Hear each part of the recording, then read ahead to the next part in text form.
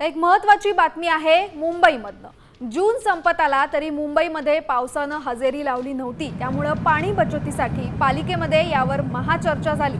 पाऊस नसल्यामुळे मुंबईमध्ये तीव्र पाणी टंचाई निर्माण झाली आहे। 10% पाणी कपात मुंबईमध्ये सध्या लागू आहे आणि या पार्श्वभूमीवर पालिका महासभेत झालेल्या चर्चेमध्ये नगरसेवकांनी कृत्रिम पावसाची मागणी केली आहे। जुलैतली पावसाची स्थिती पाहूनच पुढच्या सर्व पर्यायांचा विचार केला जाणार आहे।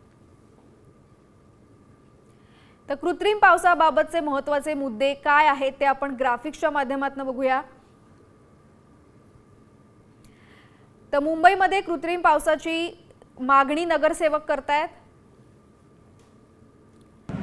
जुलैमधल्या पावसाचं प्रमाण पाहून याबाबतचा निर्णय घेतला जाणार आहे। 2009 आणि 2014 मधले कृत्रिम पावसाचे प्रयोग हे अयशस्वी झाले होते।